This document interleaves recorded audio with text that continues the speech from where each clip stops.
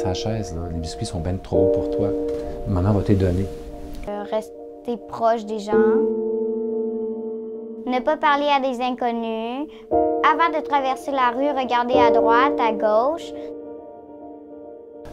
Non, cours pas trop vite. Pas courir dans un stationnement. Cours pas. Non, les escaliers, là, c'est bien trop haut, ça. Donner la main quand tu traverses la rue à un adulte. Pas si fort, va l'acheter ton truc. Puis là, il arrive à la maison, mais l'enfant, il a gagné, mais il a perdu. Parce que ce qu'il voulait obtenir, lui, c'est une relation. Puis il a obtenu un objet. Les familles, il y a 20 ans, il y a 25 ans, quand il y avait 3, 4, 5 enfants, ils ne pouvaient pas tous les surprotéger. Aujourd'hui, ils ont 1,2 enfants, donc l'enfant puis le chat. Donc oui, ça devient le petit bijou, le petit diamant qu'il faut protéger à tout prix. Avant, il y avait 13 enfants. Maintenant, on en a 2, mais on a un rythme de vie qui va à toute allure. Fait qu'il y a une espèce de balance qui se fait. Mais je pense que peut-être, par manque de temps, les parents vont trouver une façon d'occuper leur enfant sans avoir à s'investir, sans avoir à s'impliquer dans les activités qu'ils proposent. Fait qu'à ce moment-là, les jeux vidéo puis les objets, c'est une solution rêvée pour les parents.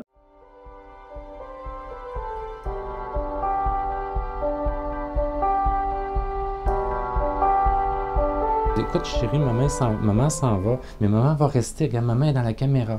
Maman va t'envoyer un petit message par Skype.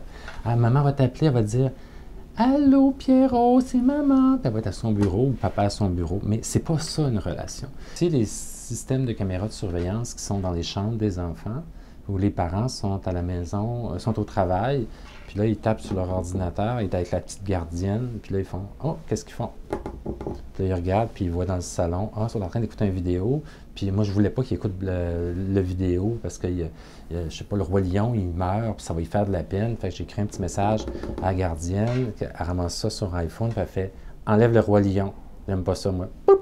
Puis le roi lion s'arrête. C'est un GPS qu'on a commencé à installer chez les animaux parce qu'on avait les gens riches avaient peur que leur animal se ramassait dans un endroit puis se fasse enlever ou des choses comme ça. Puis là, ils se sont aperçus que c'était une petite incision de rien, puis tu pouvais à la naissance installer un GPS en arrière de l'oreille ou une place qui paraît pas du tout, dans le cou, je pense, quelque part en arrière sur le bord de la tête. Puis ce que ça fait, c'est que l'enfant, n'importe où il est, tu es capable de le repérer. Puis plus les gens riches travaillent puis ils n'ont pas de temps consacré, plus ils créent des outils de surveillance externe de contrôle pour réussir à moduler l'enfant. Ils reçoivent leur dose d'amour, mais c'est un amour incompatible avec les besoins de développement d'un enfant. Mais non, la maman ou le papa arrive du travail, là, puis elle les serre fort, puis elle dit qu'elle les aime, puis à un moment donné, ça la sent, puis « Oh, excuse chérie, faut papa qu'il parle au téléphone, là, puis là, je t'aime. » Mais là, tu sais, c'est l'amour donné quand le parent a du temps. C'est pas de l'amour donné quand l'enfant en a besoin. Il y a des recherches pendant la Deuxième Guerre mondiale qui ont prouvé que le développement point de l'enfant était affecté par le manque d'affection, que l'amour était un besoin vital.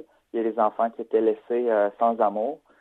On avait créé des dispositifs pour subvenir aux besoins physiques des enfants, mais au bout d'un certain temps, ces enfants-là développaient des maladies, des symptômes de psychose, puis finaient même par mourir juste par manque d'amour. T'es comme la source de réconfort qu'ils n'ont pas à la maison. On peut se servir de figure parentale en quelque sorte. Il y a des enfants, des fois, qui nous appellent maman puis papa, puis ça passe pas. On ne laisse jamais passer ça.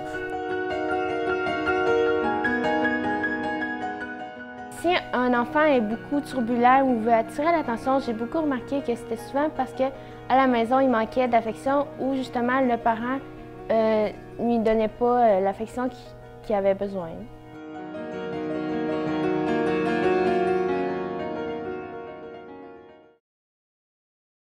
C'est comme une espèce d'extension de toi-même, puis là, tu finis par te dire, cette personne-là, tu lui donnes tout pour qu'il lui arrive rien.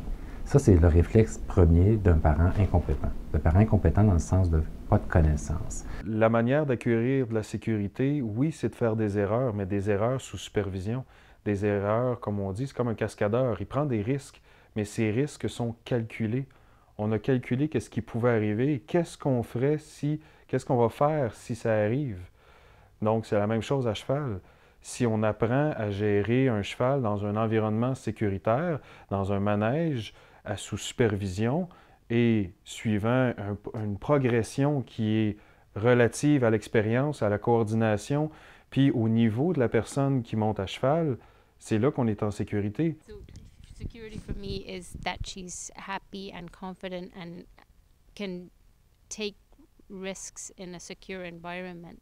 Like Charles Etienne is here. Charles Etienne would never ask her to do something he doesn't think she's capable of. So I'm secure here and I feel she's secure here. And it's the same in everything we let her do.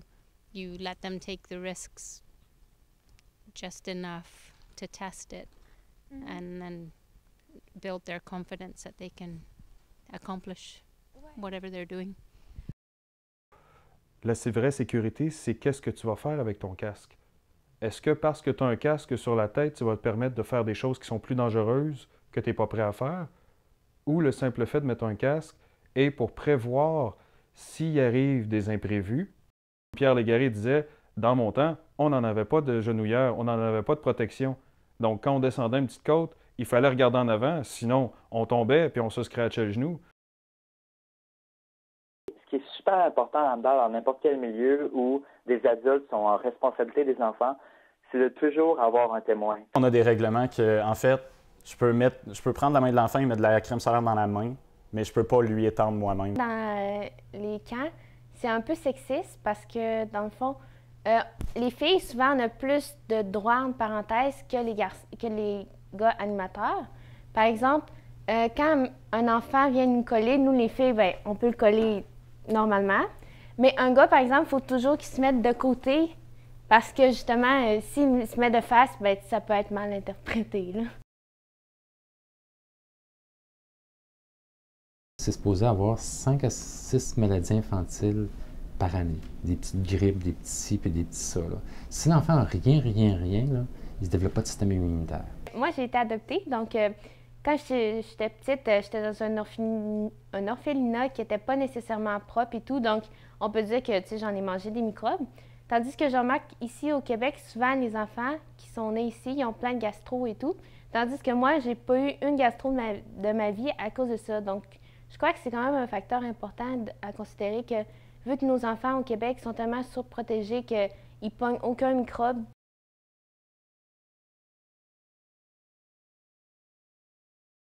Souvent, pour avoir été moniteur, j'ai eu très peu de contact avec les parents et j'ai de bonnes raisons de croire que c'est la même chose dans les écoles. Les professeurs, les enseignants ont très peu de contact avec les parents. Donc, il n'y a pas de relation de confiance qui s'installe entre les parents et finalement, les personnes qui sont responsables de leur enfant pendant qu'ils sont pas là.